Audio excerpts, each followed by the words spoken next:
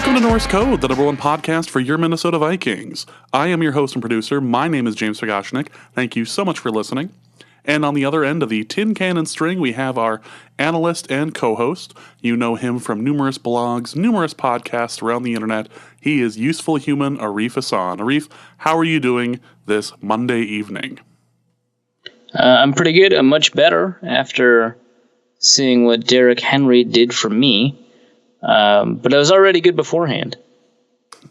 In order to get kind of into the show and get my mindset into the place where I want it to be, I listened to the theme from MASH on like a 20-minute loop. So I think I'm ready.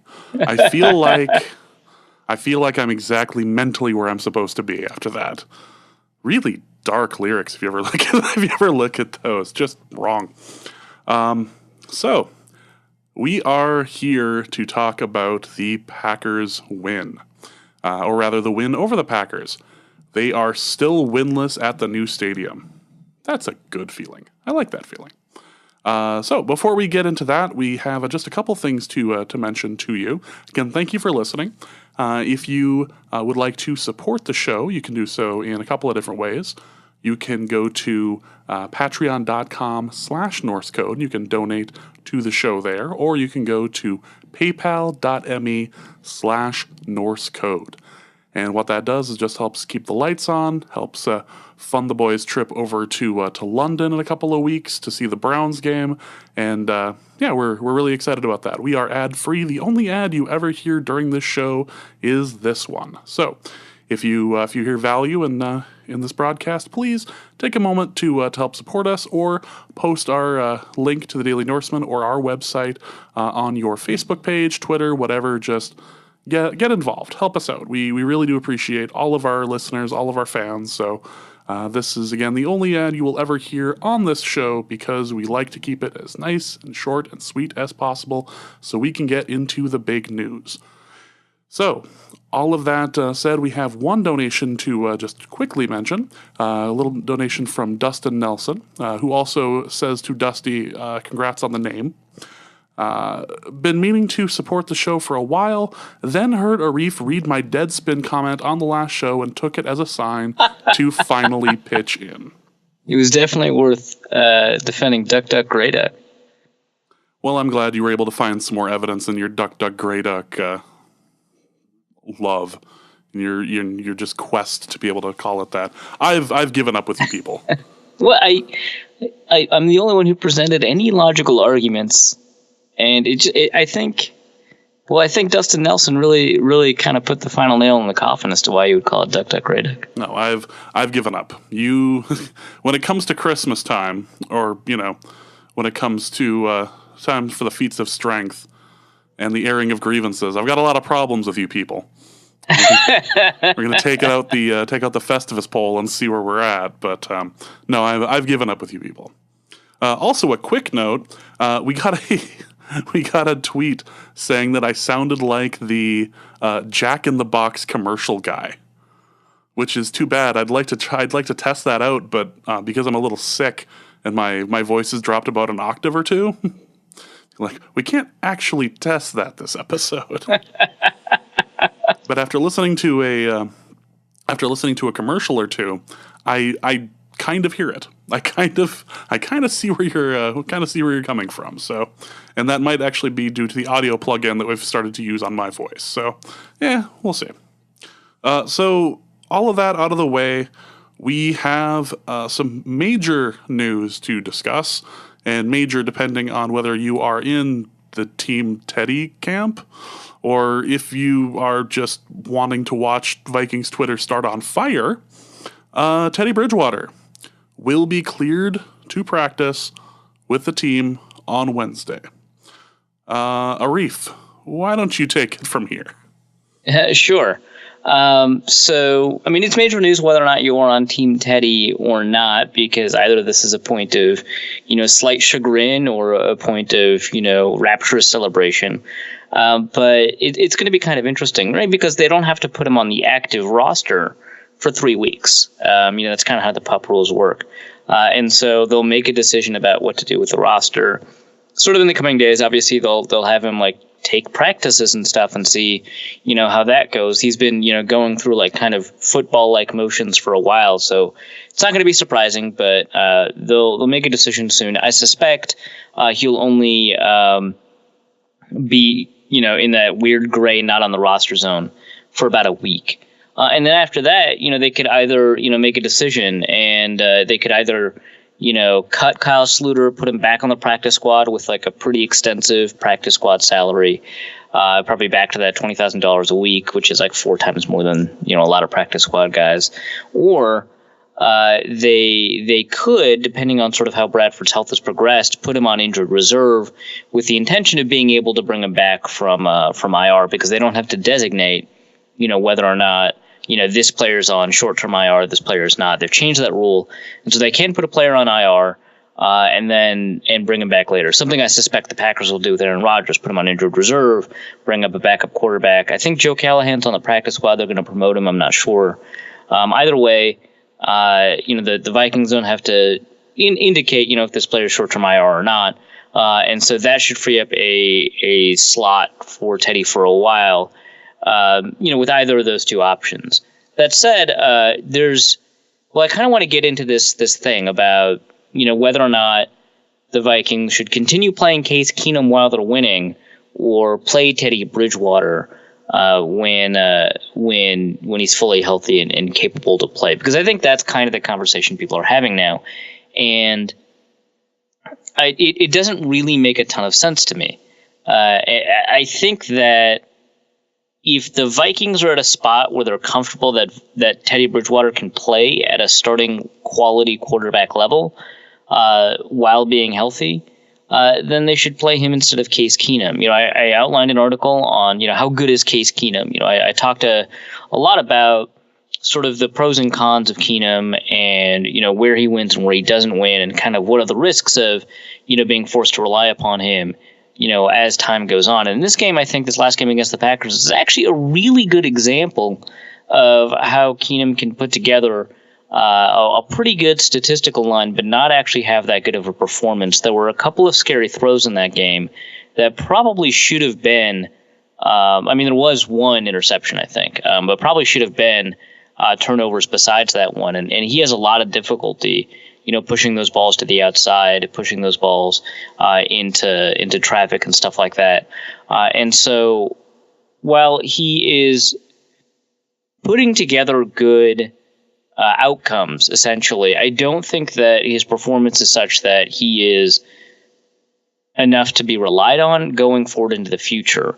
But it is nice that he is playing this well, because they can continue relying on him in the short term while they can more accurately assess Teddy's level of health. And so they're not at a spot where they have to rush Bridgewater. And I think that's kind of really the best situation for them right now that you could possibly imagine. I think that,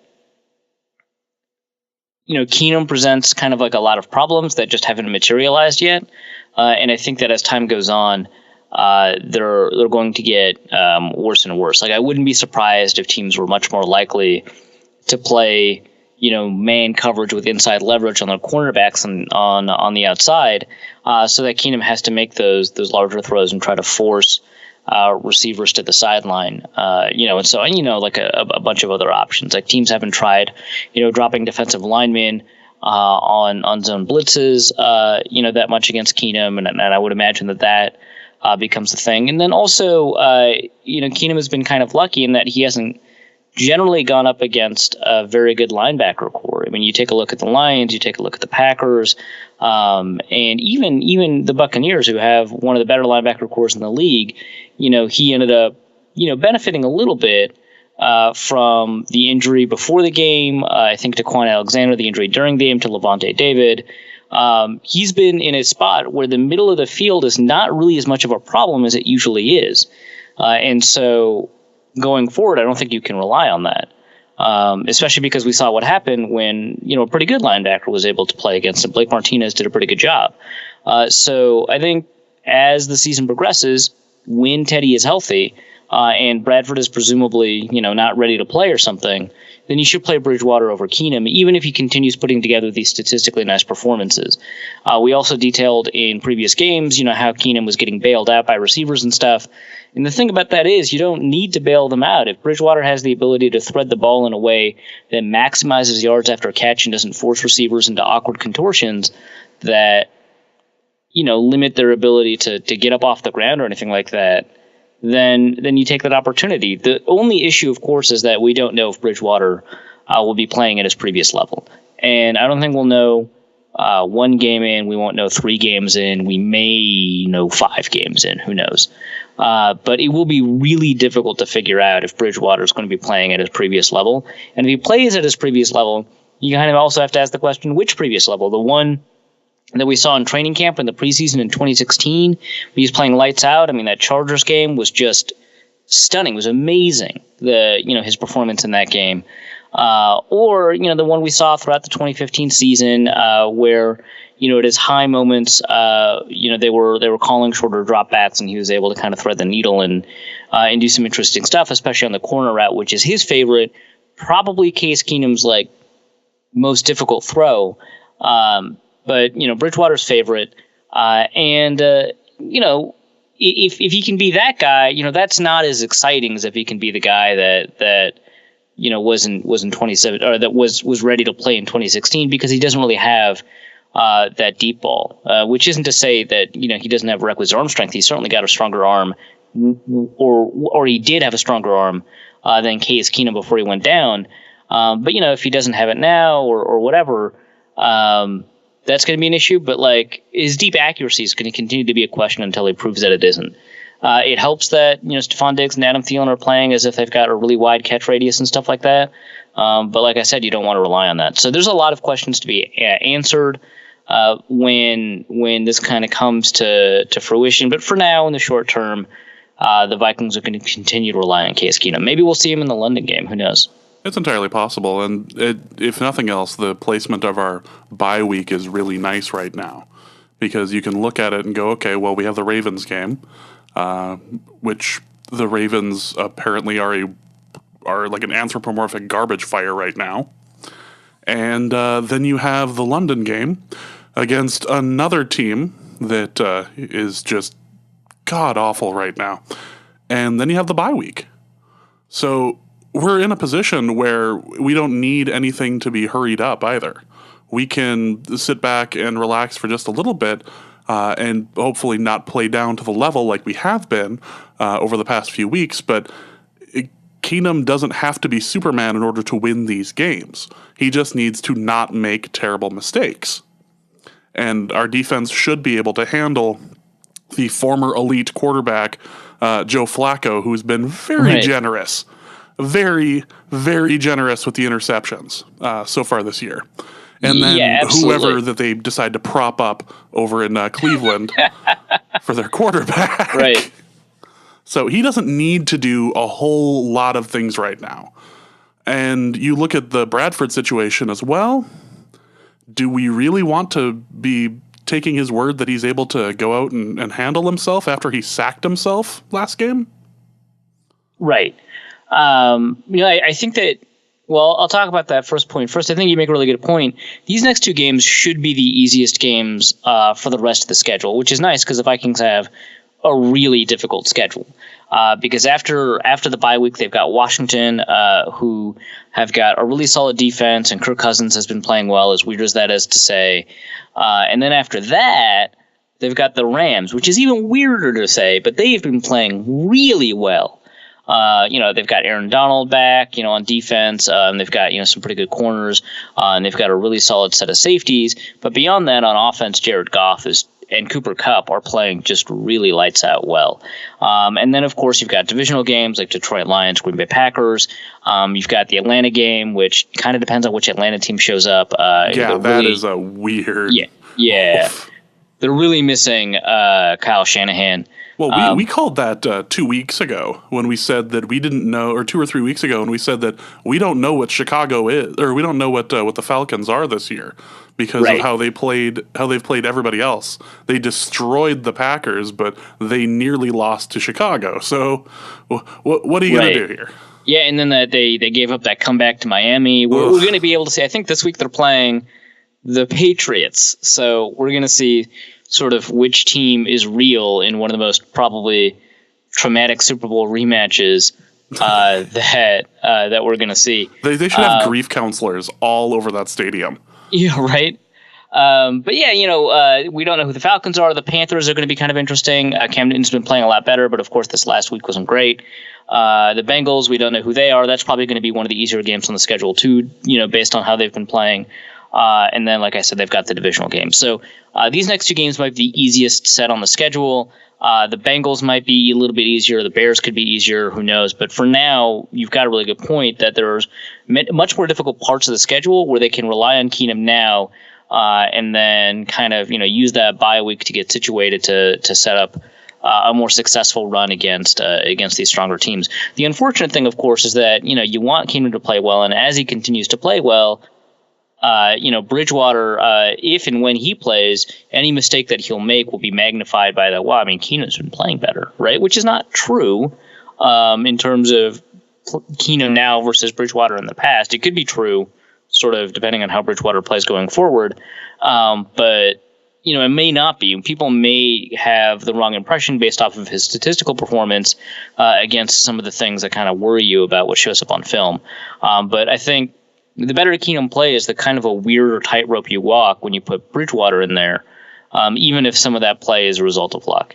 But the second thing, with Sam Bradford, you have no idea whether or not you can rely completely on player feedback. Eric Sugarman mentioned in his presser 2 weeks ago or I guess 1 week ago, that a lot of the input that they get for their medical information relies on, player self-evaluation because they have no idea what's going on. And it's not like, every time something's wrong, you can just open up the player's knee and be like, yeah, okay, it's not fully healed. But that's really the only way you can find out. You can't just slice open a knee every time you need to find out some information. So relying on player feedback is going to be very difficult. And like you said, how can you trust that player feedback when it was so clearly kind of incorrect. So yeah, I don't know, man. It's going to be difficult, and I really do think that there's a good chance that Bradford goes on IR either for the short term and the long term because when they use the phrase re-injury and then they start the backup the next week, you really have to think that something pretty significant has happened, and they're just waiting to put Bridgewater on the roster so they can put Bradford on IR without having to deal with other weird roster moves in the interim. Yeah, it does feel like Bradford took himself out of the conversation as to whether or not we were going to have to look at extending Bradford or extending Bridgewater with the last game. Watching that just go, oh, that's right. That's what we were waiting to happen all year last year. Yeah, we're probably not going to need to deal with that right now. It's kind of weird, right? All year last year, the Vikings have this awful offensive line. Bradford has to continue putting stress in his legs in order to deal with it. He gets hit a lot. And then this year, in the first game, he has fine protection, and that's what took him out. Likely the best protection he's had in nearly his entire career. Yeah, right, exactly. And then has a career game and then re-aggravates his knee. So, yeah.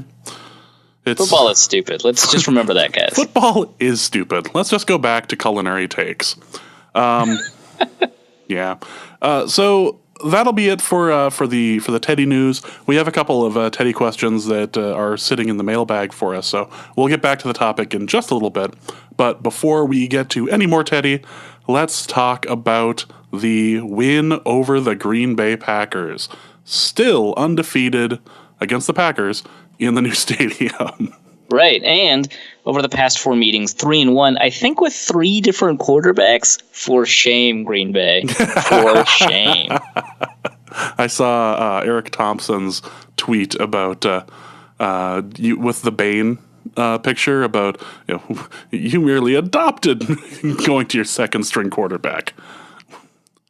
We were only yeah, I saw that. That was amazing.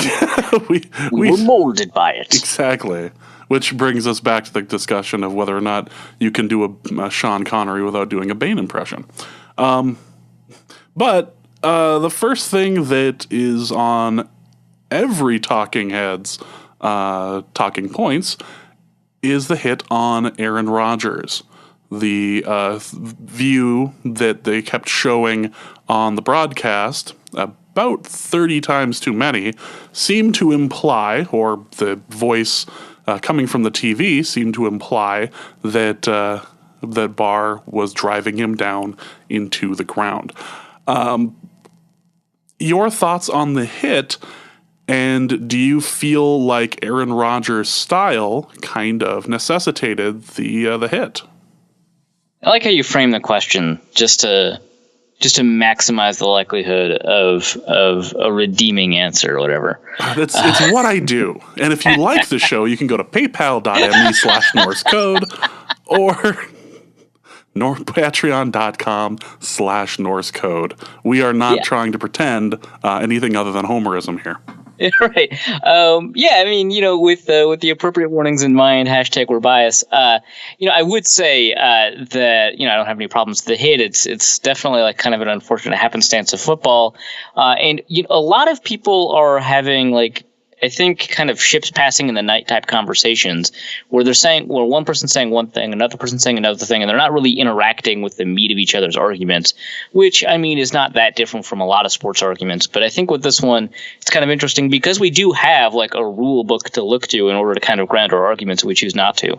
And so the real question really isn't about, I don't think, whether or not Anthony Barr drove Aaron Rodgers down, because I think if you see that sort of at real-time speed, it really doesn't look like that at all. And I don't even think it looks like that in slow motion. A lot of people might. And the thing about slow motion is that it really adds intentionality to the way that we view something. I mean, I've talked about this on the podcast maybe a couple of times already, but we need to remember that when you watch something happen in slow motion, you're much more likely to assign intent or motive to the actors in question, especially the active actors in question. This is something that's been studied for a while. And so something that we watch real time where we don't assign intentionality, we are much more likely to do that in slow motion. And you can say, hey, I know it's slow motion. I can correct for that when I'm watching it. And I get it, but your brain is actually just not very good at making those corrections. At large, I'm sure you, the individual Norse Code listener, can make that difference, but you, at large, the aggregate Norse Code listener, largely cannot. So that's something to keep in mind when we're watching these slow-mo replays. There is a difference between these different kinds of hits. So there's this 2015 hit of Clay Matthews and Carson Palmer that people are tweeting around. They're like, if McCarthy has such a problem with Anthony Barr's hit, why doesn't he have a problem with this hit? And they're different hits. They look the same because there's a quarterback out of the pocket. You've got this linebacker bearing down on this quarterback after he threw the ball, and they hit him in the same spot, and it drives down because of gravity and not because of any malice or anything like that. The difference in the Clay Matthews hit versus the Anthony Barr hit is the outcome, right? Because people aren't mad at hits that don't injure players nearly as much as they are at hits that do injure players, even if they're of the same legality. But B, Matthews took one step, Barr took more than one step. And that's really where the rule is. When a quarterback is out of the pocket, the one-step rule no longer applies. So if Barr had actually had that same hit while Aaron Rodgers was in the pocket, then that would have been illegal. But it wasn't inside the pocket, and I don't think that adds any malice to it. The fact that the hit is legal in one area and not legal in another area, because it's kind of the same thing with, and this is why I don't want them to change the rule and why they're having discussions about the rule. It's kind of the same thing with regards to hitting quarterbacks on options or play action, where you or draw plays, right? Where if the quarterback is a potential run threat or is engaging in an action designed to deceive the defense into thinking he has the ball or whatever, or the defense can reasonably believe that he does have the ball, they can hit him. And it's kind of the same thing when a quarterback rolls out of the pocket and is, a threat to run. You have an increased latitude to make plays to hit that quarterback. So, I think it's kind of like sort of in the same sort of rule area, and it's kind of why I don't want them to change the rules. There's a bunch of stuff out there about, they should change the rule, and if it's one hit or whatever or one step, they should change the rule again. And it just really bothers me that like these happen when it happens to like superstar players, and in this case Aaron Rodgers. And also it bothers me that like there's this Deadspin article that's not even actually about that, about like the Anthony Barr hit on Aaron Rodgers was legal, and that's the problem. And it's such an annoying article. And like most of the comment section is people saying this article doesn't make sense, and a bunch of other people saying, I don't think you got the point of the article, which is itself kind of an annoying conversation. But the piece I think is just making this argument that like the NFL damages its players, and in particular damages its superstar players. And the superstar players are the one that keep the league going. It's the only reason that we watch. And if those superstar players aren't playing, then now we have to confront the ugly reality that the NFL is a corrupt business, and that's the only thing you have left. And it's like, bullshit.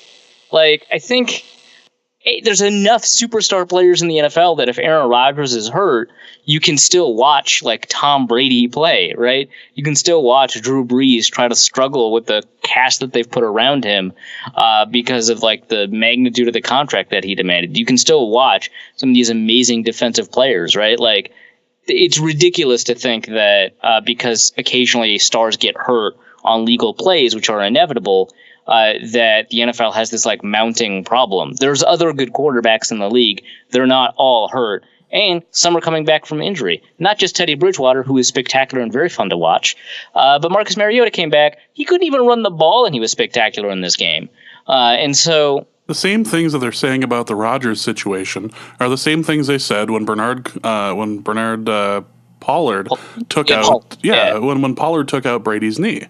Like, the NFL's doomed. This happens to star players, and it's terrible. Like, this is the foundation of which the NFL has created. All these things, like, you're just hearing the same argument over and over again. And regardless of whether or not you feel like the hit on Brady was legal or not, which some people think that he was some sort of paid assassin, like, it is what it is. And it was illegal. Pollard's history would seem to suggest that he holds particular animosity against the Patriots. Yes, considering the injury history, yes. Meanwhile, Barr, who is having a slight upswing in how he's been playing this year, hasn't exactly gone out of his way to just murder Packers. We didn't need to do that this game. They just died on their own.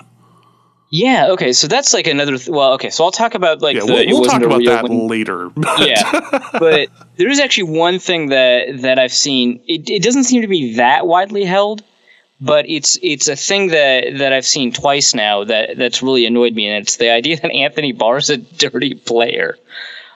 Like there are dirty players in the league. A lot of them used to play for the Lions. Dominic Raiola, Ndamukong Suh.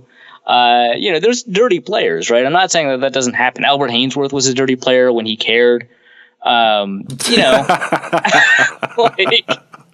like how we've definitely covered that one. Yeah. Right. Like that happens, right?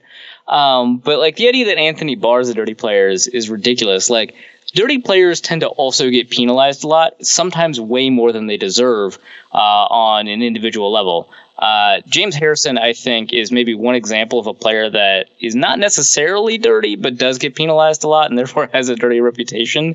But I mean, you could go to like Vontaze Burfict, absolutely a dirty player. There's not very much disagreement outside of Cincinnati that he's a dirty player. And then a lot of people in Cincinnati are like, yeah, that dude's pretty dirty. And then he also gets penalized a lot. Like, dirty players people tend to notice them, and they tend to do stuff that attracts the attention of referees. And so you have like an extraordinary burden for a player that does not get penalized all that often for dirty play to call him a dirty player. So Anthony Barr's had 2 penalties this year. Only one of them was related to something that, could constitute like a dirtiness, right? Like, so something like roughing the passer or unnecessary roughness or something. The other penalty, I think, was like an offsides penalty. He had 4 penalties last year. Only one of them could be construed as like a dirtiness penalty. Like, again, I think it was an unnecessary roughness penalty. He had a taunting penalty last year, I think. And so, like that. And then the year before he had like one penalty. Like the idea that he's a dirty player is just astounding to me that some people think that, because it wasn't that like he's a dirty player for that play. Like the specific sentiment I saw was he is known to be a dirty player. Anytime you hear his name, it's because he's a dirty player. And it's like, what are you talking about, dude? This never happened. He's never been accused of it. It's so weird. It'd be different if he was the type of person who would stomp out another player's hand or kick somebody in the kids on a Thanksgiving game with the entire country watching. Right. It'd be totally different. But that's not who he is. That's not how he plays. He's not Ndamukong Suh. Right, exactly. So, it's kind of weird that we saw that. But, let's get back to the Packers game and about how the Packers mostly, set up the seeds of their own defeat. First, like Aaron Rodgers was not playing well in the game before he went out, which again, only 4 passes. So it's not, an enormous sample. That's part of the reason people are assigning this to the fact that the Vikings were able to injure the opposing quarterback, whatever. But I don't think there's any evidence based off of the history of Aaron Rodgers' individual performances against the Packers, or the history of Aaron Rodgers or against the Vikings, or Aaron Rodgers' performances against Mike Zimmer in general. I don't think there's anything in that history that suggests that Aaron Rodgers would have played lights out in that game. In fact, I thought Brett Hundley played really well for a guy that wasn't supposed to play in that game. But the Packers set up a lot of problems for themselves, mostly through the way that they constructed their roster. This ended up being a game where both teams ended up testing the depth of their roster. The idea that the Vikings only won because Aaron Rodgers is injured is kind of ridiculous, because you could say the same thing about the Packers if they had won. The only reason they won is because Case Keenum was freaking playing. He's the third option at quarterback, right? Sam Bradford's not there. Teddy Bridgewater's not there. Ergo Packers win. Like it's kind of like a ridiculous complaint, but also like it's a team game, right? So the Packers are out, one of their offensive linemen in the game, and then another offensive lineman in the game. I think Brian Bulaga and Lane Taylor got injured. And then, Aaron Rodgers obviously was injured. They lost, I think, 2 of their defensive backs over the course of the game. They were already down 3 going into the game, who were on the inactives list. It was bad, right? But, the Vikings, had their backup guard in there. They had their backup quarterback in there. They had their backup running backs in there. Anthony Barr gets injured partway through the game. They still don't have a 3 technique because that person's knee got nicked in surgery. They were missing, their safety. It really ended up being a game of attrition, and you ended up going down to your depth, right? And it just so happened that the Vikings constructed a better non-QB roster than the Packers did by, in my opinion, a fairly significant margin, although I think in the course of the game they didn't necessarily prove that as emphatically as I'd kind of wanted them to. But yeah, it was a game where we focused on all of these other players, and we ended up finding out, oh my God, Linval Joseph's really good. Oh my God, Everson Griffin's really good. Holy crap, they have a big impact on the game. Holy crap, Harrison Smith is the best safety in the NFL. Those things mattered, and those were part of the game. And the Vikings, I think, did really well defensively. On offense, there were a lot of turnover problems that made the game closer than they should have been. But the Packers had difficulty, I think, capitalizing on that in the way that they should have. And so when the turnover differential ended up evening out after Harrison Smith's last interception, it became pretty clear that the Vikings were a better team that just didn't happen to score as many times. So yeah, I mean, it was a really good, win to watch, because it feels good, because it doesn't feel like the Vikings won just because Aaron Rodgers was out. Obviously that played a pretty significant role, but it feels like the Vikings won because they constructed a better roster, which that's part of the game of football. And it should be. It did feel like, when I was watching it, it didn't actually really feel like a win. It more felt like that the Packers just didn't have anyone else to throw out there.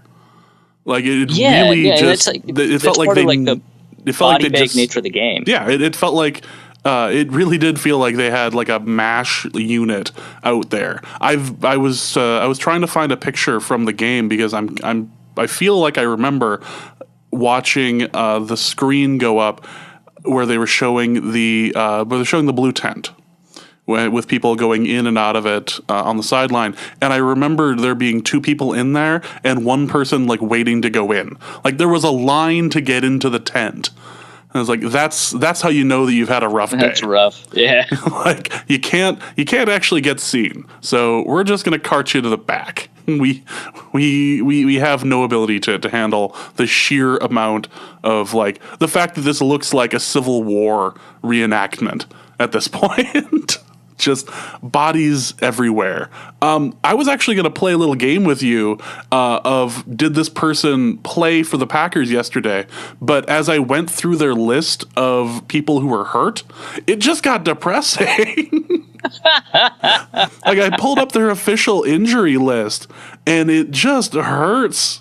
Like I can't even go over it. The thing that like got me the most is that they had a guy named Lindsey Pipkins. I think, right? I think that's one of the names. Lindsey Pipkins. He was their 5th string cornerback, and he got injured in the middle of the game. Lindsey Pipkins. Yeah, just things like that. Like I was going through the list and you're like, okay, well, Joe Carriage. You don't know if he, you don't know if he actually played on it. I was going to go through like a list of like former Packers and just like random people in the game. Like Cadillac Williams went out for the Packers, and you're like, I don't know if he plays for them, but they might be hurting that bad for depth. Like, I am not 100% sure that what you said was impossible. Like Jermaine Whitehead. Do you think James Starks was out there, Arif? Oh God, I have no idea. Like I'm not entirely sure. James Starks is like maybe the perfect name for that kind of game too. Yeah. Like, so, do you remember the AJ Hawk play? And you'll have to sit there and think, wait. Oh, did he re-sign with them? Because everybody else seems to re-sign if they're a wide receiver. So, like, right. did they decide to pick up AJ Hawk too? Like, I don't know. So, injuries aside, and we can talk for days on the number of injuries that the Packers ended up going through and surviving. How did the loss of Aaron Rodgers change the Packers' game plan against the Vikings? Yeah, so one of the biggest differences, I think, with the way the Packers ended up playing in this game when Brett Hundley went is they wanted to run the ball a lot more because they really like what Aaron Jones can do, and they also really like when Ty Montgomery comes out there as kind of an alternate option, what he has the ability to do, and they trust him more than they trust their backup quarterback. Totally natural, but also, that ended up meaning that they stopped running out of spread sets. So they went 4 wide and 5 wide with Aaron Rodgers on like the 5 plays that he was in on. But also they've been doing that for the past couple of weeks where they go wide and they trust 5 or 6 man protection.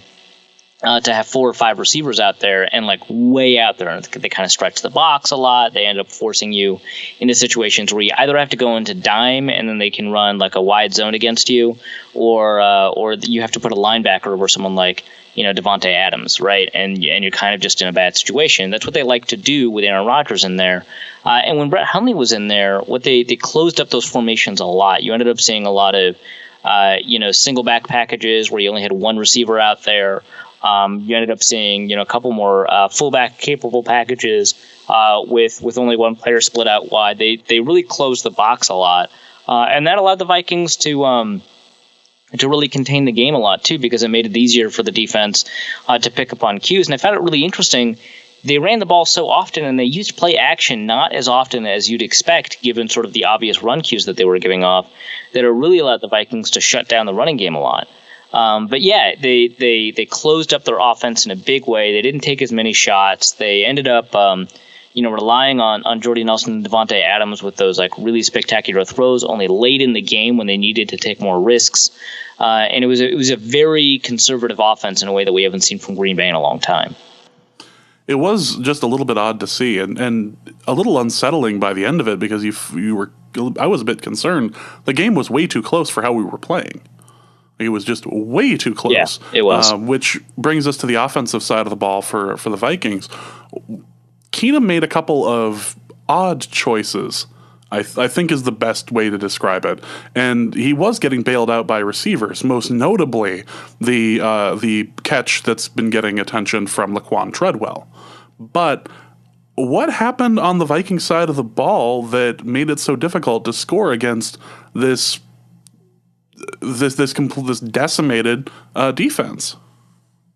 I think a lot of it just has to do with the decision making that was involved with Keenum. I mean, like, one thing that you can take a look at is you can take a look at the running game as well. See, kind of what happened with the running game. Obviously, there's the fumble from Jerick McKinnon, but there's also, they didn't have an extraordinarily high success rate, even with McKinnon in there. And McKinnon, again, I thought he did a great job. But their consistency wasn't there. With both McKinnon and Murray, their success rate was below 40%, and an NFL average running back gets a success rate about 43%. And so they were a little bit below average in that context. And so they needed to make up for it with explosive plays, but it also meant that when they weren't successful, they ended up throwing a lot more at second and long, third and long. Which, I mean, that happens, but it's kind of annoying, right? Keenum didn't, I think, make up for that difference when the running game kind of fell a little bit behind. And so he ended up taking more aggressive throws because that's really who he's been ever since he put on a Vikings uniform. He's been extremely aggressive about fitting balls into tight windows, taking deep shots, going to the outside, even with, pretty good coverage, which allows, defensive backs to break on the ball and stuff like that. And a little bit, he also telegraphs his throws, and that kind of magnifies the arm strength issue. And so, yeah, I mean, that's mostly what went wrong is that, he would rely on throws that were working in previous games, but against personnel who were maybe a little bit faster at times, maybe not as good, but a little bit faster, who could do a better job of taking advantage of some of his specific weaknesses.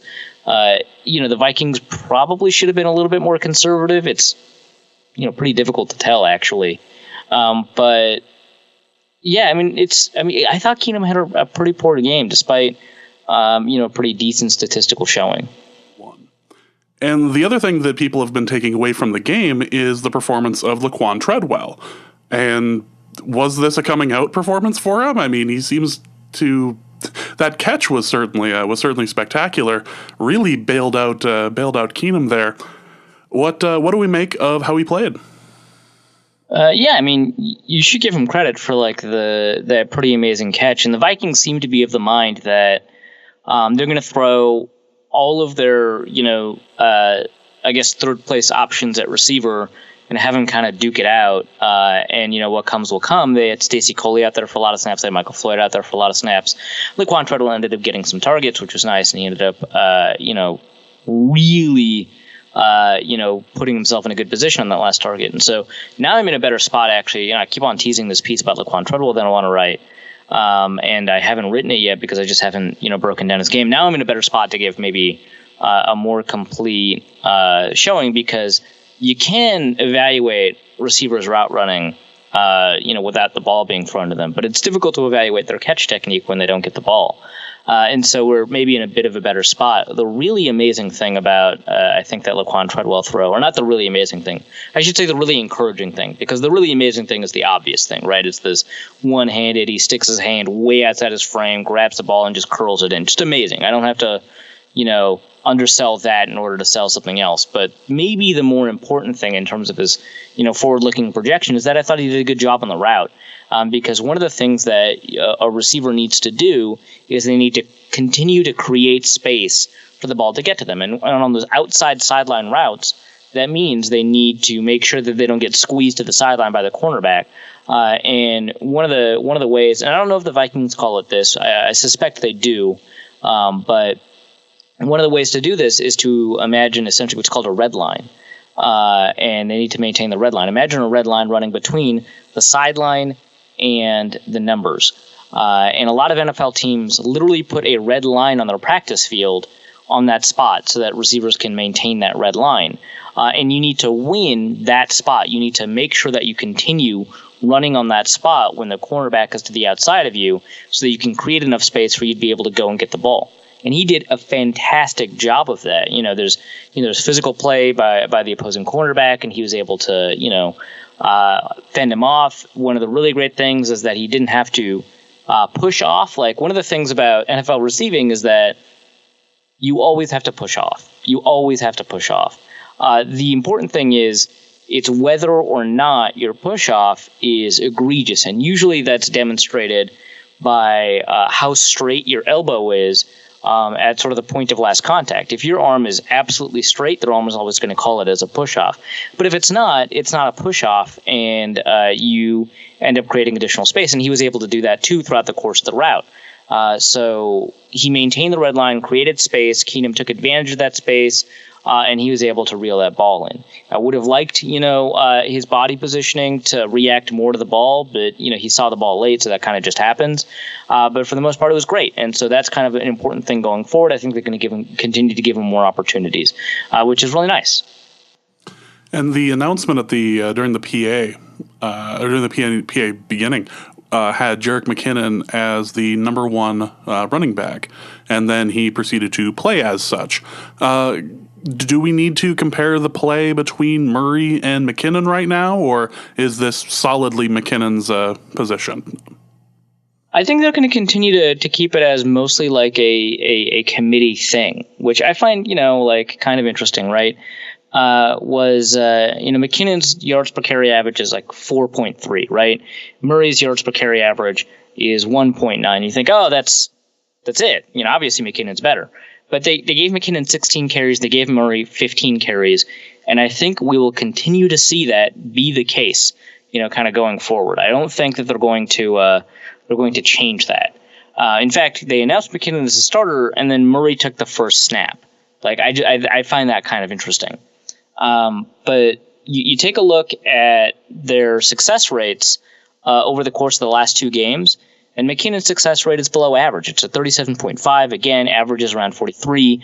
And so, he wasn't all that successful on a snap-to-snap basis. Murray's isn't great either. It's 29.6%. It's lower, obviously, than McKinnon's, but it's not, as lower as I think a lot of people expected. And over the course of the season, their success rates are almost identical. Over the course of the season, McKinnon's is 33.3, and Murray's is 31.4. It's very close.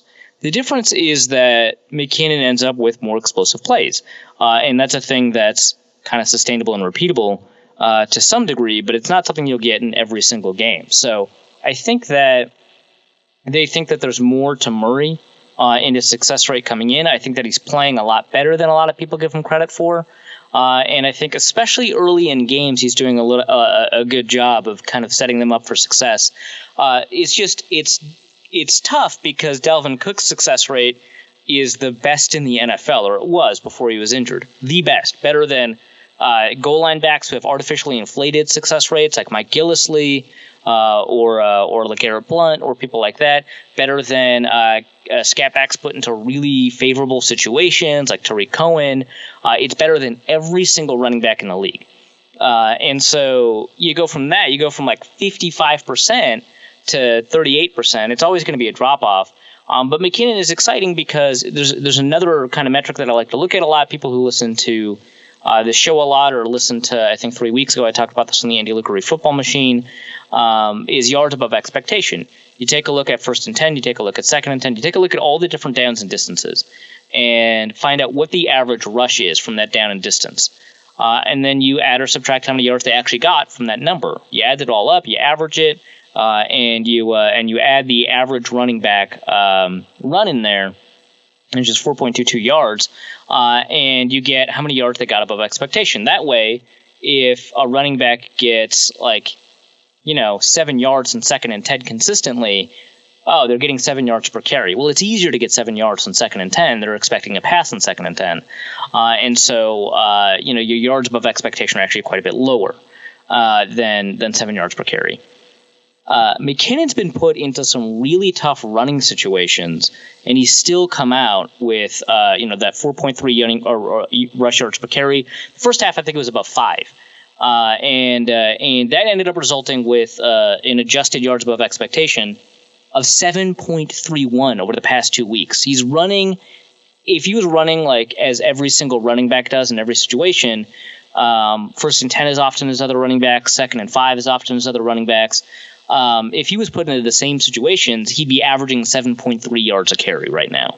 He's playing lights out in terms of his ability to turn his successes into explosive plays. He just hasn't been able to be as successful as often as he needs to, and I think a lot of that has to do with the interior running the interior line blocking, and sometimes the fact that they put him into some difficult situations. He is a much better performing back, but I think that Murray is still providing value in terms of success rate. That means that they won't go away from Murray for a while, even though, like, I think at the last game he averaged 2.5, and this game he averaged 1.9. He's being put into situations that are just more difficult to get yards. He has been relatively successful early in games, and I don't think the Vikings are actually all that disappointed in him. No, and I think that the situation is that he seems to be being fairly healthy as well. Like, there was some worry coming out of camp that Murray wasn't 100% either. So the fact that we have this in these last two games, he looks a lot more healthy. Yeah, that's a really good point. So I just ran the yards above expectation for Latavius Murray. It's 4.75. Like, he's running like an above average running back given the situation he's put in. I don't know. He's doing a much better job than I think a lot of people give him credit for. And speaking of people that are doing a fantastic job and not getting a ton of credit, Adam Thielen is still a stud out there, and he's still a healthy stud. Yeah, which I guess puts him in in contrast with Stephon Diggs. I think he was credited with 98 yards on the night. It ended up getting, I think, stat corrected to 97. Tough. He is currently the leading receiver in the NFC. In terms of total receiving yardage. He's doing a fantastic job. He got 9 catches on 13 targets, and I don't think we talked about him all that much. We, as in the collective Vikings community, he had a great game. And even though he's not racking up the touchdown totals like some of the other receivers that have high receiving yardage, he's been a critical part of putting that offense into places where they have the ability to win.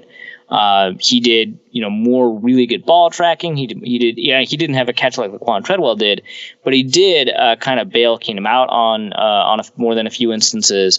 And I don't know, he just had a really good game, and we're not talking about it. Not really, no. Although if you do have a chance to pull it up, go ahead and head over to the Players Tribune page or the website and their Twitter account, because they have a piece from Adam Thielen, and it's really well written and just talks about his journey to the NFL to now being the leading receiver in the NFC. So it's definitely recommended. It's a really well written or ghost written piece, whichever. But right. It is pretty nice. Anything else in the offense before we talk about the defense? Kyle Rudolph quietly had a decent game. He had a ton of targets, and he didn't convert a lot of them, but I don't think that was his fault.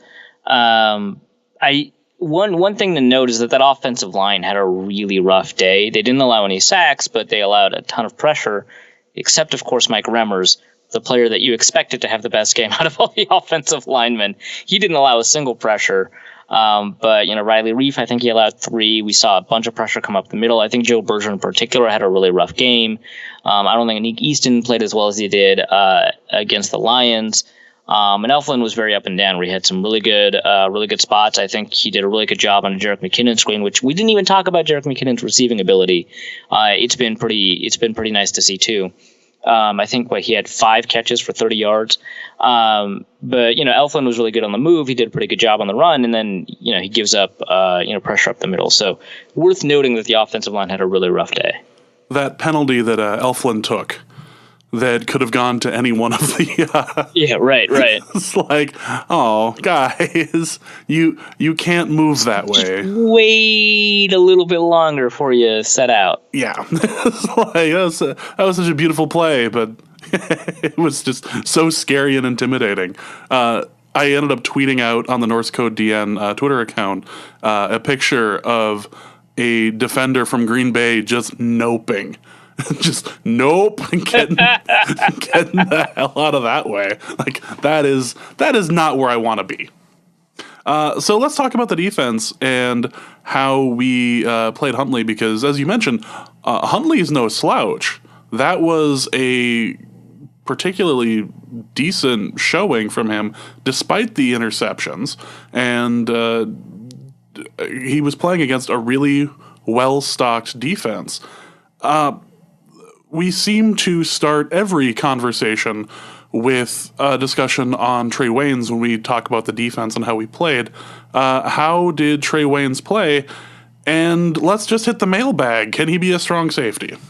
Yeah, right. So get this question almost every week. Can Trey Waynes play safety? I still think no, because safeties need to actually have more agility than cornerbacks do, even though a lot of people think intuitively cornerbacks should have agility, which, I mean, they should. But, historically, safeties have needed the ability to kind of move their hips a lot more. So, no, I think that's not a good place for him, even though he's been really good against the run, which that's how I'm going to start this conversation about his game, is he has continued his trend of being a superior, stellar run defender, where he got a couple more, run tackles in there, a couple of stops. I think he even got a tackle for loss in the run game.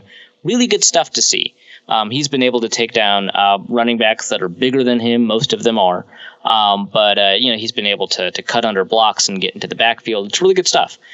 He has turned into a really good tackler. He doesn't miss a lot of tackles. I think he's missed one tackle all year, which is pretty good considering the sheer number of tackles he made this year so far, which normally I would put in a crack about cornerbacks making tackles, but a lot of his tackles are in the run game, so I don't really want to, knock him too much for that. But I think from a coverage perspective, nice interception. That is kind of where I want to leave it, because I thought he had a pretty bad day against Jordy Nelson.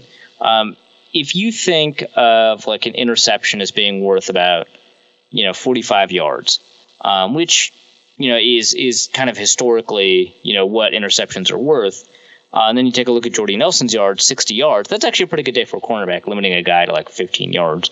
But if you add in like all of the value of the first downs, especially when he was put up against Geronimo Allison, or when he was put up against even Martellus Bennett on occasion.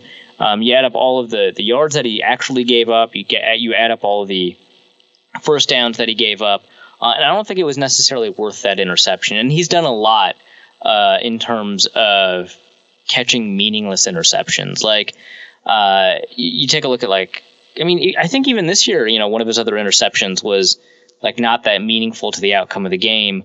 And then last year, his interceptions occur, 15 seconds left in the fourth quarter. In the second quarter, Cam Newton, heaves one on third down, way downfield. He gets the interception. Like, great.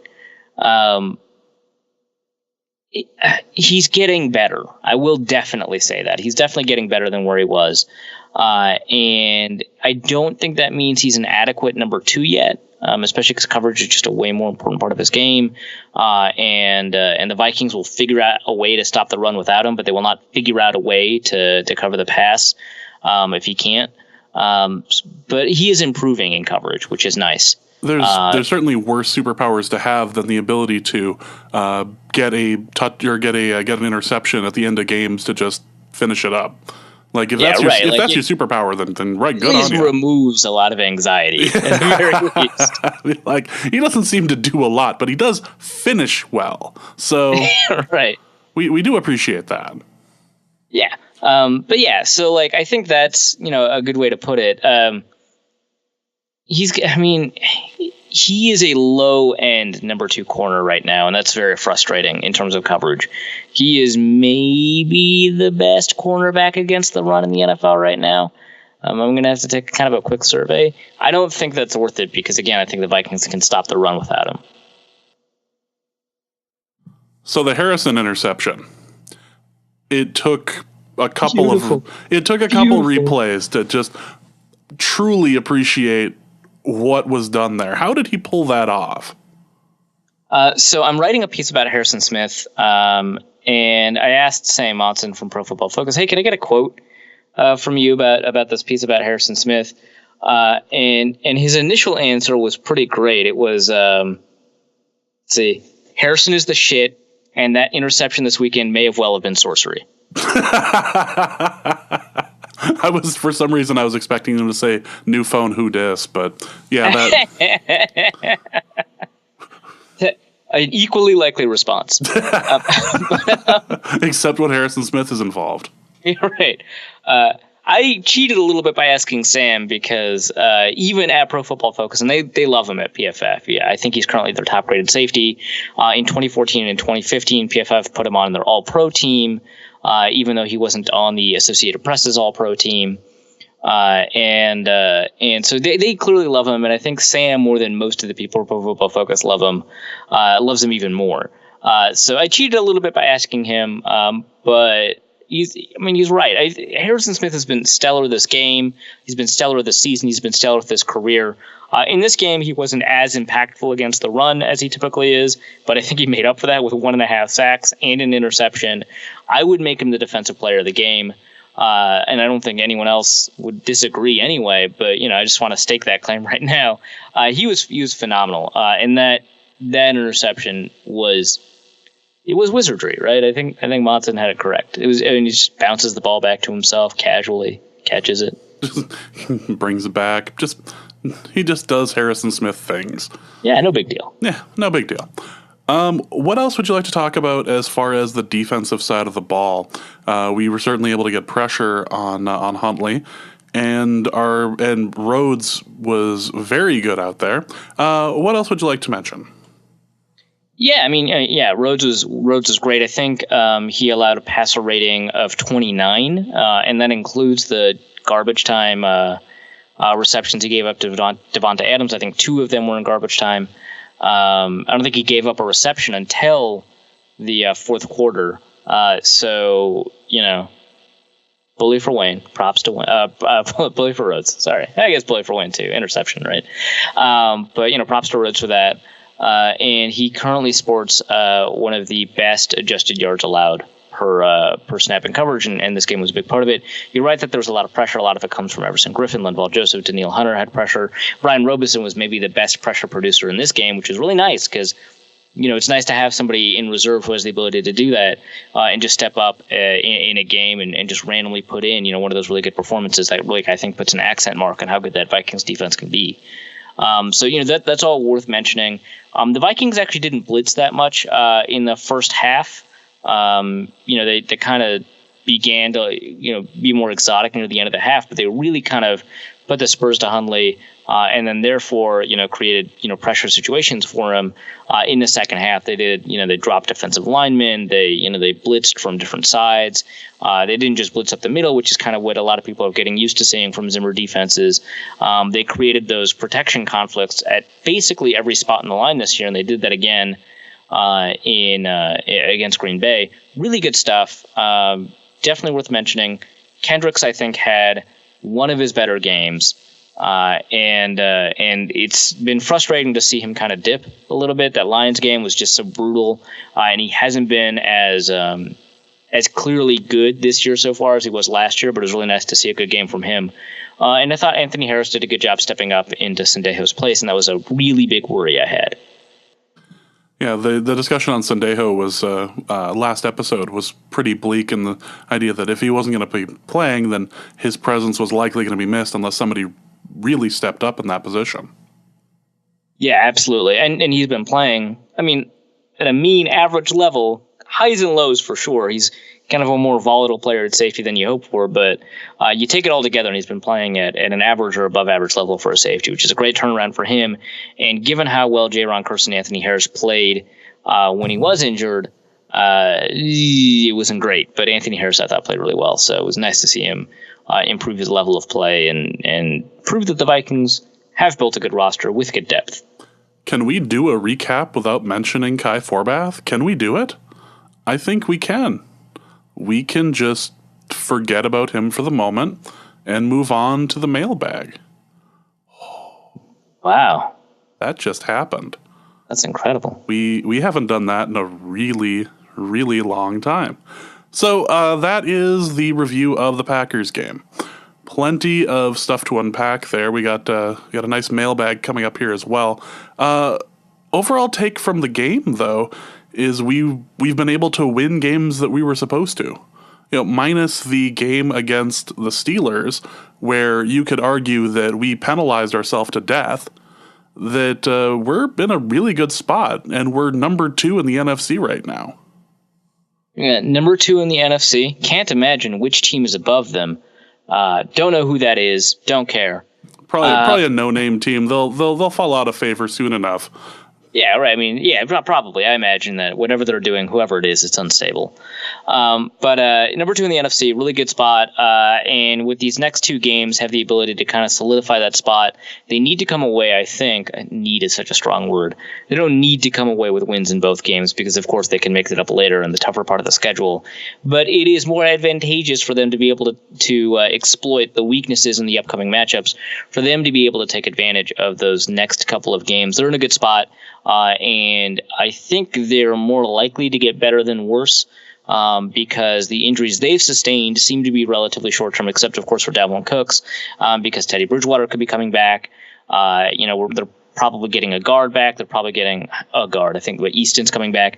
Sendejo's coming back. And Terrence Newman's been playing well enough that they've got depth that they won't get too hurt if one of the cornerbacks gets injured. So that's really nice that they seem to have built a team. I think the term is anti-fragile, that has that kind of depth, and it's probably going to get better because some players are going to return from injury, and then additional injuries won't harm them that much. So that's nice, and they'll be able to use that strength later in the season when other teams are probably a bit more hurt. But yeah, it's they're in a really good spot, and the division tiebreakers that they have right now are really useful. Yeah, it's easy to forget after watching this team do what it's done over the past 6 weeks, where it felt like they have played down to the level of talent that they've played against, that we're number 2 in the NFC right now. We're behind a very good team of nobodies that Arif doesn't like, but I like 90% of the players on that roster. I just want to make that clear. We got a question after we posted the last episode saying that this person is a new listener and was curious where we could go back to learn your hatred of Carson Wentz. And I remarked that we really need to make a YouTube like a B-reel of all of your Carson Wentz takes. I feel like I would do that, but I don't know if Ben Natan would talk to you again. Just having it all in one spot. He looks enough like his idol. I mean, Dusty's really going for Sloter. So, but I have now encountered people that look more like Carson Wentz than Ben does, though. I've let them know, by the way.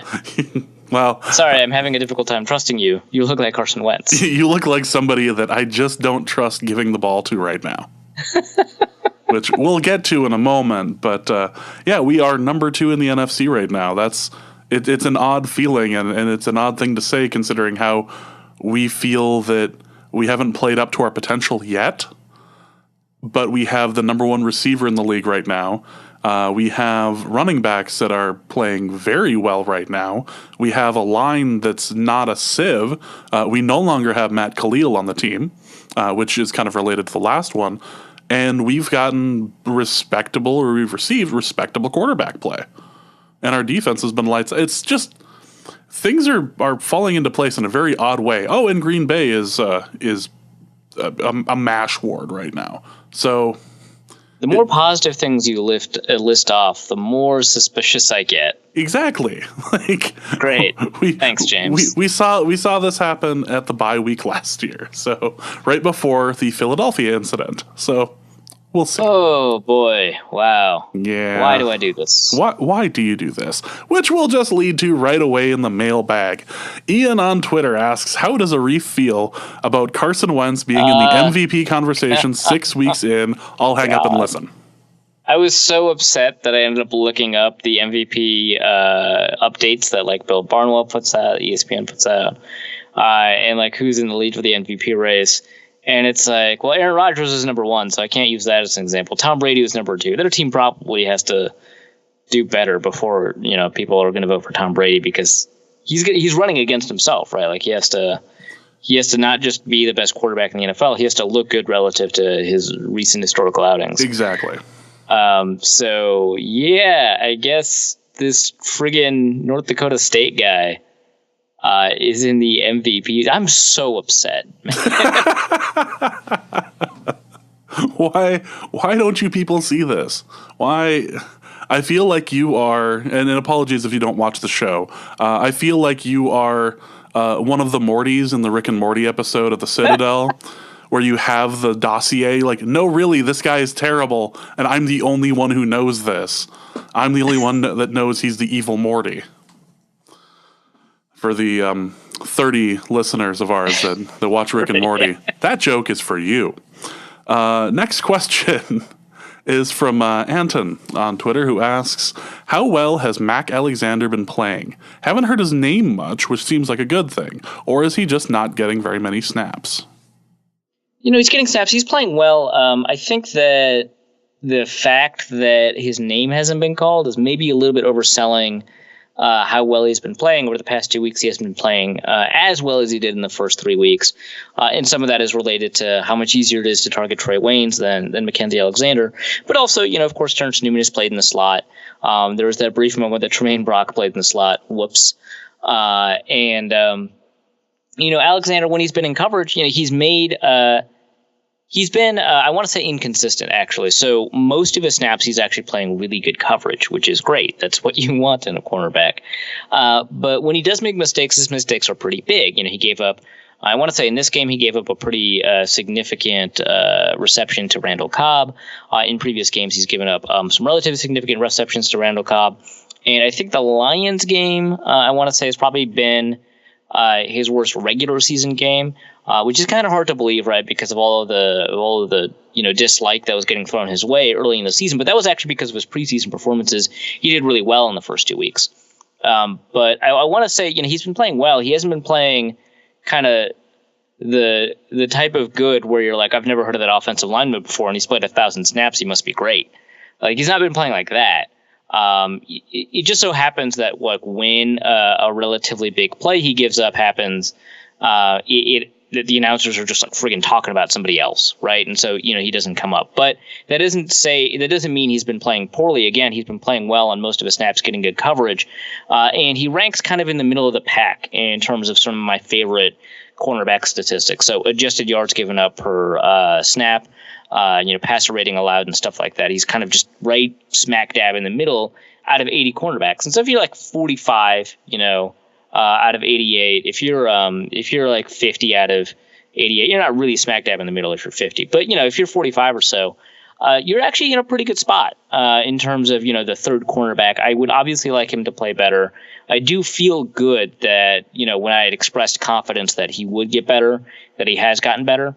But I wouldn't say that he is playing well as it seems that he's playing, given the lack of coverage that the broadcasters have been giving him. It just hasn't come up when it has come up, if that makes sense. I think so. Next question is from Jacob Kost, who asks, why is it so fun to watch Aaron Rodgers realize the Packers waste some of his best years? And why isn't Green Bay able to put enough of a good team around him? This is amazing. So Justice Mosqueda, friend/enemy of the show. Definitely a frenemy of the show. Yeah. Tweeted out something where he was like, Drew Brees has had a better career than Aaron Rodgers. And then, he's got mostly a Packers following, right? And so they got really upset. And he was like, no, I want to clarify. Aaron Rodgers is the better quarterback. There's no question about that, which unfortunately that's true. Yeah. But Drew Brees has had a better career. They both have, won Super Bowl. So, like, obviously, Justice is looking at sort of like a constellation of factors. But I think overall, yeah, he's probably right. And that's, I think, because of the supporting cast around him in Green Bay. His offensive linemen used to actually be quite good, and he kind of put them at more risk by holding onto the ball too long. He, after a while, held onto the ball a lot less. I think that, for the most part, that is now kind of a relic of a criticism against him. I don't think it's true anymore, generally speaking. And when he had a good offensive line and he held the ball less, the offensive line looked really good, which is nice. And you had really good players like Bakhtiari and Lang and Sitton and whatever. And then they let Lang and Sitton go. I think one of them is playing well, one of them is not. They let Lang and Sitton go, and they didn't really have interior linemen who had the ability to step up, and they don't they're not a team that seems to have a lot of depth, despite how often they draw upon that depth. It's nice for them that like Blake Martinez has actually turned into a good linebacker, but for the most part, they have surrounded him with an awful cast. They don't do a very good job at, identifying persistent running back talent. They do a really good job of finding guys who are really good for short periods of time at running back. Eddie Lacy, that was more of a mental problem. And the thing is, so we've mentioned this on the show maybe 4 or 5 times. Eddie Lacy's red flags, as they were actually pretty clear the day they drafted him, because an article came out about Eddie Lacy where he was like, I don't even care about football. I don't know what makes me happy. I have no joy. And it's like the most depressing thing. Turns out he's just really in denialism, which just sounds exhausting. Right. Well, yeah. But he was like, yeah, it's why I watch cartoons, because they believe in things. And you're like, what the hell, man? Are we sure that's Eddie Lacy like speaking and not Will Smith's son's tweets? Yeah, right, exactly. And you're like, if you could put Jaden Smith's brain into the body of an NFL running back, would you? No. What if I told you? Right. And so, but yeah, his red flags were clear. Jonathan Franklin had like these like irreversible injury problems. Ty Montgomery was always a better running back than he was a receiver. They drafted him to play receiver. They got lucky that he could play running back, and he didn't play it that well. And maybe Aaron Jones is going to continue to play well, but for the most part, they haven't put good running back talent around him. They have put some decent receiving talent around him, and they've never put really very good defenses. That 2010 defense is the best defense they had in a long time, and that's why they won the Super Bowl that year. And then 2011, Aaron Rodgers was playing out of his mind, and they lost in the playoffs to the Chiefs because they couldn't put a good defense out there. 2011 is like one of the best quarterback seasons we've ever seen in history from Aaron Rodgers, and whatever. So, yeah, it's great to see someone so historically get like so frustrated and maybe be rally. I'm kind of curious as to how Aaron Rodgers will be historically remembered, because he's won fewer Super Bowls than like Eli Manning. Right? True. Which then leads to just a question from me. So I believe that we both would vote for Aaron Rodgers to go into the Hall of Fame, correct? Oh yeah, easily. Yeah. What about Drew Brees? He's going to get there on the basis of breaking records. So he's definitely going to go in the Hall of Fame. Would I vote for him? Yeah, probably. I'm kind of the mind that if you pick a quarterback generation or just a generation of players, the top like 8% have a really good argument for the Hall of Fame. And we got into this problem with quarterbacks where in this like kind of group or generation where you ended up having 4 elite quarterbacks at the same time, which, puts you at like more than 8%, puts you at like 12%. But I was okay with all 4 going in. Peyton, Tom, Rodgers, and Brees. And I kind of sticking to that, and that means you have to crowd out like Roethlisberger and Eli and Rivers and Romo. And I think all of them in a different quarterback era would have really good arguments, despite Rivers and Romo having a lack of team level success and Eli being kind of an idiot and Roethlisberger having a weird career. But yeah, I mean, Roethlisberger's going to get in. Eli's probably going to get in, and that's going to annoy me. But I would put those 4 in from this group. I was going to say it'd be hard to. I feel like Eli would end up getting in on like a second or third or fourth ballot sort of thing. Like you wouldn't see him right away, despite the fact that he played in a very very important Super Bowl. Has two quarterback wins against the Patriots in Super Bowls, and then just proceeds to play absolutely horrendous for the majority of his career. Like, is he going to go down as like the worst Hall of Famer or like the worst Hall of Fame quarterback that's in the Hall? A lot of people are going to say this Joe Namath, even if Eli gets inducted. I will disagree. I think it'll probably be Eli as the worst quarterback. Man, I get so weirdly defensive about Joe Namath's Hall of Fame credentials, and I hate the dude. I don't. Do I want to know? Do we want to explore this? About me hating Joe Namath, Joe Namath? Why do you hate Joe Namath? I mean, he's an asshole. Like what? Like what? I'm There's just a whole reminded of website the dedicated to one of his most famous. Or there was, I guess. It's kissing Susie Colbert is no longer Right. a website. Sadly, I was gonna say that's my biggest takeaway. Watching him play, yes, but that's kind of his legacy to our generation Right. anyway. There were a lot of really good writers that came out of KSK, right? Because I think PFT commenter came out of Kissing Susie Colbert. Believe so, anyway. Yeah, and then A lot of Matt Ufford, who's at SB Nation now. I think Matt Ufford may have come from KSK. He did, and a lot of the Deadspin staff came Yeah, from. a lot of the Deadspin staff Because they were sharing writers at one point when that thing first started.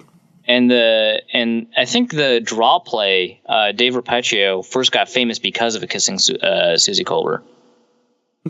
Which wild. Yeah, KSK. Good stuff. Let's go to actual questions now. Yeah. Yeah, we have actual questions. It's a mailbag, right? Yeah, really. Brian James via email. When Anthony Barr was drafted, I read in his scouting report that he had a knack for knocking quarterbacks out of games. I then had a dream and it came true. Ruining the Packers season is like the Vikings version of winning the Super Bowl. But did I make this happen with my mind? And if so, should I feel bad? Okay, so I actually genuinely am not a huge fan of cheering for player injuries because you just need to remember that they're human. And even though Aaron Rodgers is like shit-eating grin in All-State commercials, makes it really difficult for me to remember that like he's a human and he clearly has like family problems, so he's definitely a human. I think I forget if it was Eric or someone else wrote, well, at least he has time to hang out with his family now. Jesus. Okay, my favorite thing about actually this most recent round of All-State commercials is that it's like, I think they were scheduled before the news broke, but it seems like way too clear that it's focused around Aaron Rodgers just really enjoying the single life. And then like the news broke that Olivia Munn and Aaron Rodgers broke up, and then like all these commercials where he just hangs out with his dog, just like it's so weird. Yeah, just a bit odd. Right. Okay. But like cheering player injuries, I'm generally against it. If you feel good because players feel bad, I'm a little bit suspect. Sports make us bad people. But I will say I'm not a perfect person. If Aaron Rodgers is inevitably injured, like let's say I'm picking between a ton of futures, and in all of those futures, Aaron Rodgers is injured. I would rather it be the Vikings that did it. It feels like, more of a badge, right? It kind of also adds to the reputation. I mean, because the Vikings nearly took out Matt Stafford 2 years ago in TCF Bank Stadium after I think 7 sacks, and they nearly ended his season. He had to get an X-ray and it was fine, but it just seems to be a thing. Vikings are really good at hurting people, and I feel bad, but I don't. So I'm against long-term injuries, but I'm really for football. I think the best thing that was said to me today about it was, if you're going to cheer for other star players getting hurt, you should probably just be watching hockey instead. That's definitely more of a hockey mentality. It is, yeah. Yeah. Next question. But don't feel bad that you dreamt it. No. No. Definitely not that. Hunter on Twitter asks, is McKinnon's performance a product of better run blocking, him playing better, or the opposing team's weakness in run defense? I think it's a combination of things. I think actually all three of those play a role. I've mentioned before that McKinnon really turned it on and had a 5 yards per carry average in the final 2 games of the last year, and a 4.5 yards per carry average in the final 5 games of last year. And it seemed pretty clear that he had a lot more burst and movement capability, and it seemed like he had recovered from an injury last year, and it turned out later that he was injured for most of the year. And so he was healthier, and then this year, he's been healthy for all of the season. Well, not all of the season, I guess. He's been healthy for a good chunk of the season, and he's been playing really lights out, especially these last 2 games where he's been getting a lot of carries. I think that he, especially in the first 3 games of the season this year, had a lot of trouble generating yards after contact. And in this season, and in the last 2 games, he's been doing a really good job of generating yards after contact. Not breaking a ton of tackles still, which is kind of weird given his profile. You think that he's he's like Darren Sproles or Danny Woodhead or whatever, right? Like he's like small running back XYZ. He's going to break a lot of tackles. And Tariq Cohen, really good example of that, I think leads the league so far in broken tackles per rush, or maybe it's Kareem Hunt, but Tariq Cohen's second or something, right? Jerick McKinnon is like at the bottom. And so he's gotten better at it. So a lot of that actually has to do with just him playing better and not the line necessarily, paving better pathways for him. I do think that the run blocking over the course of the season has improved. I thought Dalvin Cook at the beginning of the season was generating some really difficult yards. And that was the result of run blocking giving up defenders in the middle. And Cook being able to power through and turn a negative 1 yard run into a 6 yard run. I mean, he was just playing out of his mind.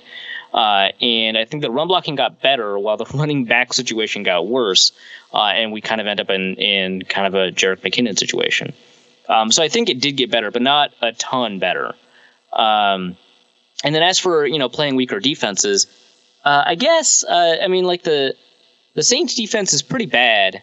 And McKinnon didn't do a ton in that game. And I would say, the lack of linebackers over the past couple of defenses that McKinnon has played well in probably play a pretty big role. But he's been scooting by some pretty good defenders. I mean, he got past Blake Martinez, who's really good. And he's been, outspeeding some pretty fast defensive backs. So I think it plays a role, but, I think that the biggest impact is Jerick McKinnon. And I think the second biggest impact is that the offensive line is blocking a little bit better. And then, the role of the defenses that they've been playing. Next question is from Drunken Vike, who asks, can I start being excited about Treadwell now? I'm not going to dictate your excitement levels, man. I guess if the question is, like, is Treadwell good now? I mean, no, probably not. Is he proving to fill into a capable third receiver role? We have seen stronger evidence for it. I want to see more than one catch. More than one amazing catch. I want to see like a game where, he has to consistently be relied upon before I can say, yeah, he's finally fulfilling, a third of the promise that the Vikings drafted him for, which is you're in a good spot if that's true, because Diggs and Thielen are so talented that, you're lucky that you don't need first round production out of the first round pick. But if he fits your needs, you're probably happy. Poor drafting strategy, whatever, you're happy. And I don't think we're at that spot where we can be like, yeah, he's the third receiver. He's a good third receiver. I'm happy. I don't think he's necessarily better than you. A good example might be Terrence Williams. A lot of people were expecting this to be Michael Floyd really taking the load of catches. And do you feel like it was him going out with an injury for a little while, or was this Treadwell actually like getting targets? No, I don't know, actually. Michael Floyd, I expected a little bit more out of these past two games, and I kind of want to see a little bit more. I mean, he's been blocking really well, but it's not like that's the advantage he has over Treadwell. Which, by the way, I thought that the hit by Treadwell was legal. But despite the, that was one of those things. I think I even mentioned it in the group hangout. It was like one of those. Well, he's still doing dumb crap, but yeah, right. Well, okay. So the issue with that is, I think by a rule, what he did was legal, and I think like by spirit, you have to be like dude, because he blindsided the guy, right? Like, that's the thing. That's what caught, everyone's attention. But he did it legally, but no one cares. You know what I mean? Like, because, the announcers were like, well, if you hit him in the head or neck area. And it's like, no, he hit him in the shoulder with his shoulder. Yeah, that was clearly a shoulder. Yeah. Yeah. And he hit him on the front side of his shoulder. And so, I think by a lot of definitions of those rules, that's legal. But he blindsided him, so still a bit of a dick move, but yeah. Yeah, right. Yeah. So we're not necessarily. You can be as excited about Treadwell as you want. We're not going to dictate your level of excitement, but I wouldn't put everything on Treadwell to get like 150 yards next game. Although that defense for Baltimore is just right. Yeah, we'll see. Now that I'm thinking about it, Teddy Bridgewater, sure, asks, why does Waynes continue to sag off receivers when he's got great recovery speed? Don't know.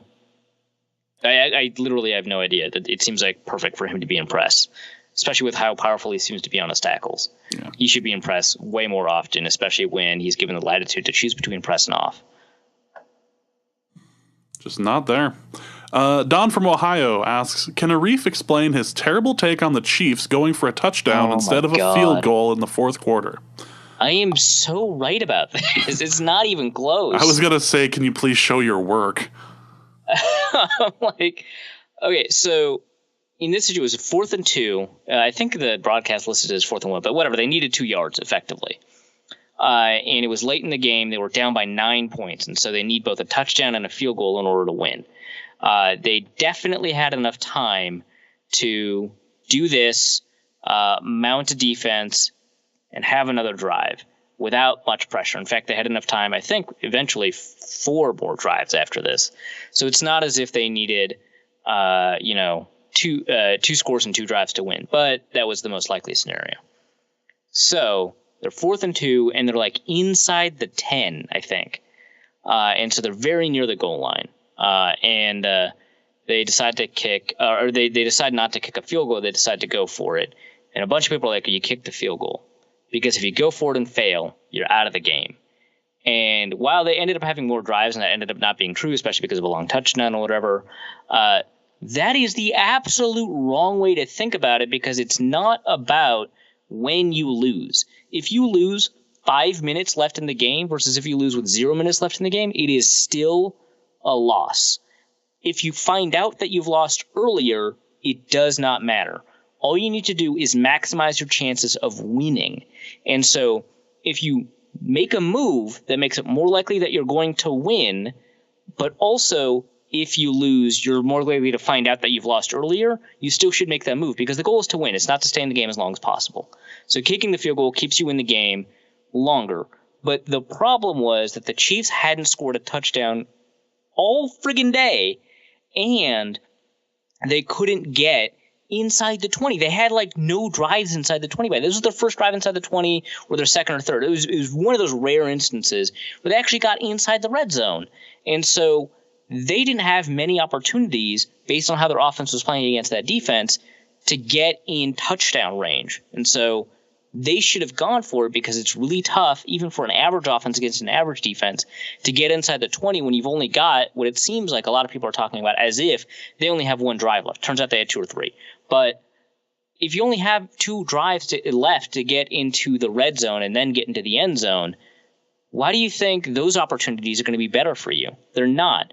But you've been making field goals friggin' all day. You're really good at field goals. You can do it from 48, right? So why not take the touchdown, or not take the touchdown, use the only opportunity that you've been able to generate all day to get a touchdown to try and get a touchdown? That makes a ton of sense. Because again, if you fail, yeah, fine, you're out. But you're always out if you can't get that touchdown. You might as well do it when you've got the best opportunity. Carson Wentz would have thrown that touchdown. No, he wouldn't have.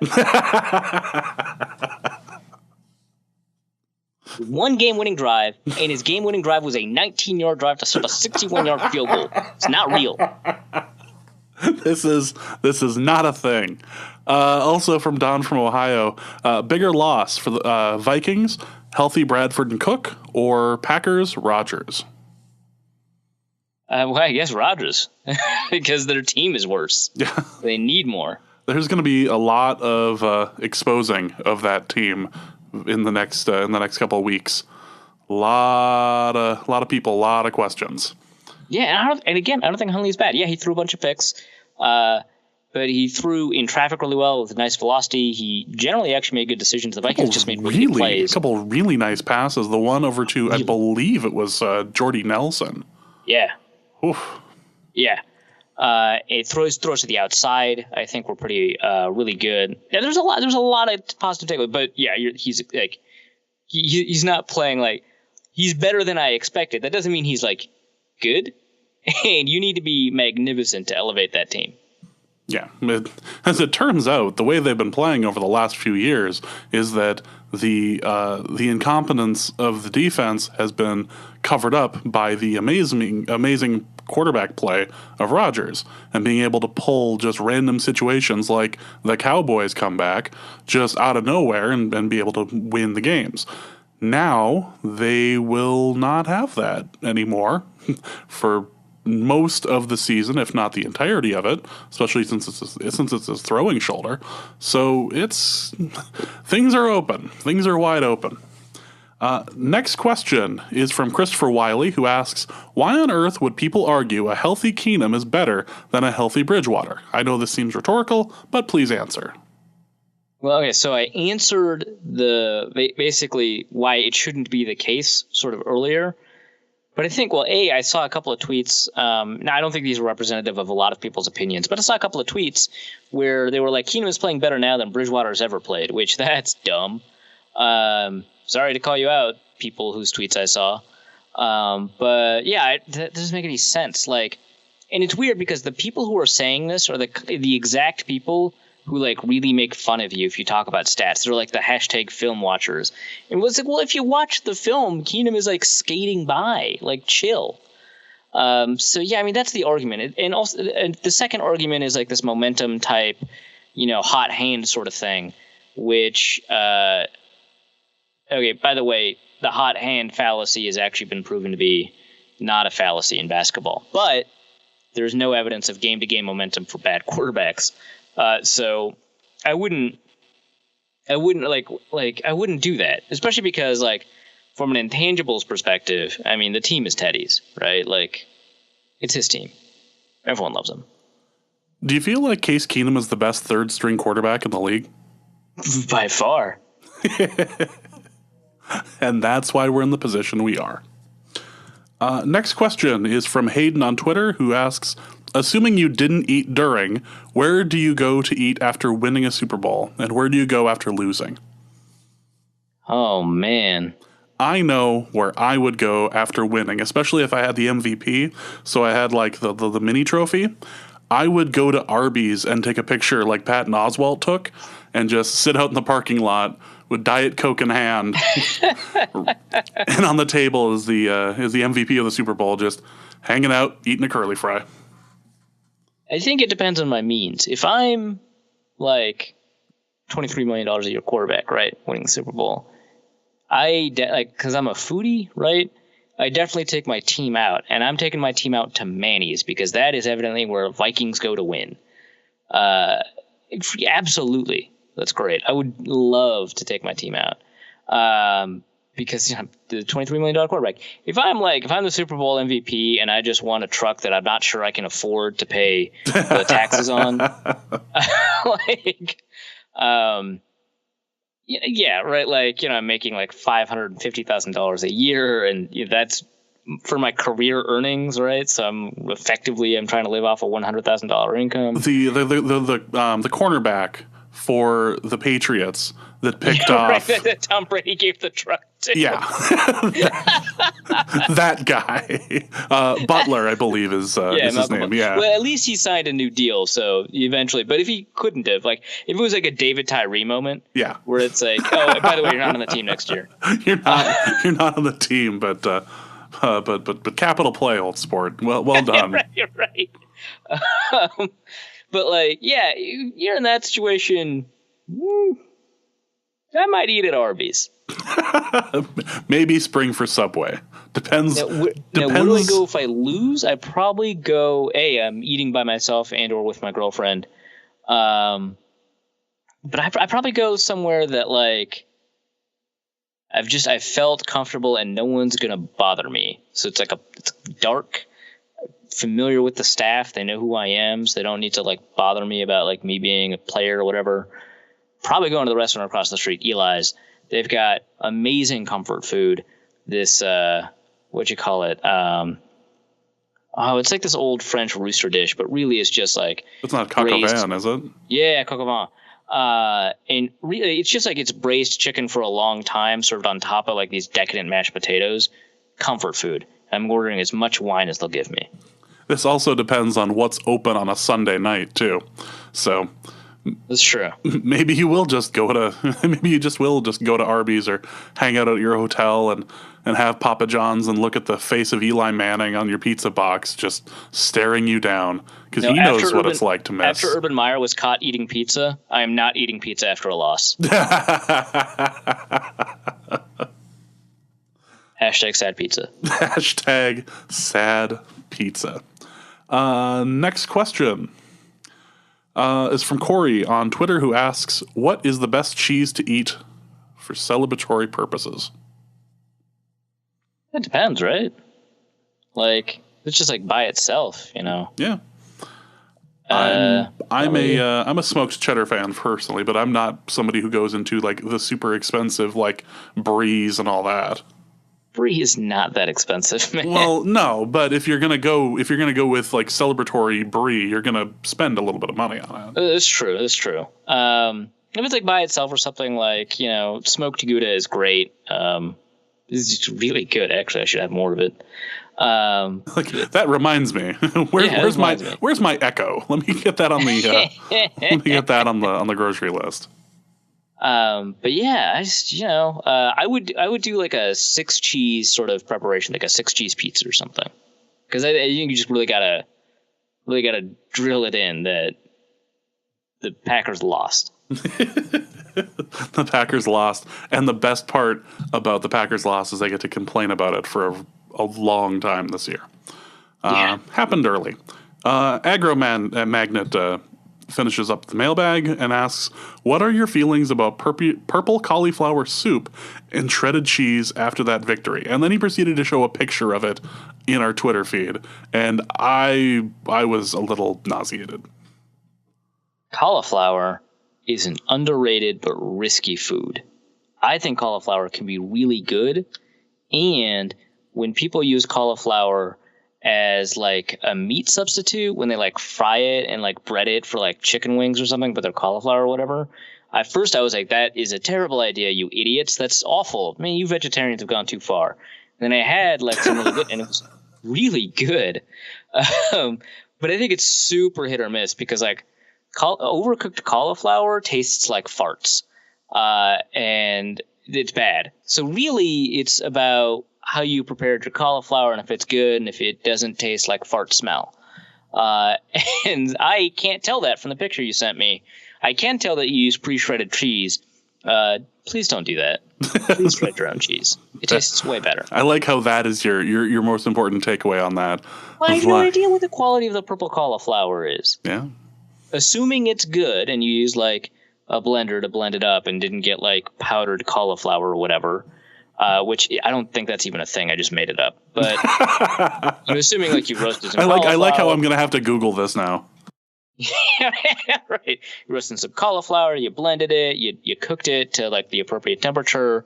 You probably mixed it with cream because cooking cauliflower appropriately means like not leaving too much liquid left. Yeah, it's probably pretty good. I'm okay with it. There is such thing as air-dried cauliflower powder. I bet it's awful. I have no doubt of that. I imagine it has the same taste as that chicken in a can stuff. There's also freeze-dried cauliflower, obviously. But yeah. Oh, that could be fine. I don't know. But I will say, I love the color combination that you sent us. Amazing. That was pretty top-notch. Yeah. Admittedly. Purple and gold. That's maybe the one reason to get the shredded cheese instead of regular, because the shredded cheese gives you this unnatural golden hue. It really drives it home. And that's all we really want, is just an unnatural golden hue. Yeah, right. So that is going to be it for this episode. We will be coming back later this week to discuss the Ravens game and everything that we should be expecting to see on the field there. Arif, do you have anything to plug for us? Yeah, I'm going to get a Harrison Smith piece up. I mentioned it briefly by talking about the first quote that Sam Monson gave me on the piece. And then after that, I don't know. Let's go where the wind takes me. Whatever I'm feeling in that particular moment. Before we wrap up, I was going to ask a question about the challenges in this particular game and how Fox needed 3 full minutes to figure out that the Green Bay couldn't challenge the play. why don't they just have an intern whose one job during a game is to sit there and just pay attention to stuff like that? Well, it's weird because they could have just had a challenge count like below the timeout count. They could have. Like, and when the timeouts are out, the challenges disappear because that's how it works. Like, it's not that hard to add that. I don't think it like makes the HUD any noisier than it is or whatever. But also, like, know the rules, dude. What the hell? It was like I was sitting there screaming at the TV, going, "No, it's over. Like, they can't do anything. They've already challenged twice and they lost one. Like, how do you not?" People have accused Aikman of getting knocked in the head a few times in his career, but it's not that difficult to do. But it's sort of along the same lines as the joke that they need a Madden, like a guy who plays Madden all the time on the sidelines for NFL coaches so that they can teach them time management. Yeah, right. Yeah, it's true. I'm still in favor of get the Madden kid up there. But, like, how much do you have to pay the Madden kid?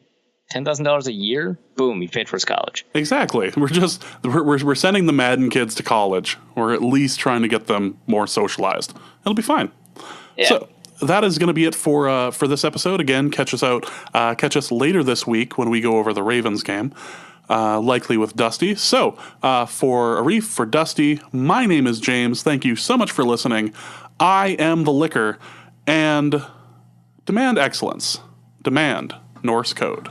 We'll see you later this week. Norse Code is the largest and only division of Norse Code LLC. You can find Norse Code on the Daily Norseman, SB Nation's Vikings blog at dailynorseman.com. You can also find it on iTunes, Stitcher, Google Play Music Podcasts, or wherever else fine podcasts are aggregated. Our Vikings blogger extraordinaire and generally useful human is Arif Hassan, who can be found on Twitter at Arif Hassan NFL. Our intrepid producer and occasional co-host James Pogachnik can be found on Twitter at Big Mono or curating the official Norse Code Twitter feed at NorseCodeDN. I'm your host with a firm grasp of the obvious, Dusty O'Connell, and my name is my handle on Twitter. If you'd like to donate a few bucks to the show, your one-time donation can be made at paypal.me/NorseCode, or a recurring monthly contribution can be made by visiting patreon.com/NorseCode. Please visit our website, norsecodepodcast.com, where you'll find links to our Facebook and YouTube pages, along with the episode archive and some other good stuff.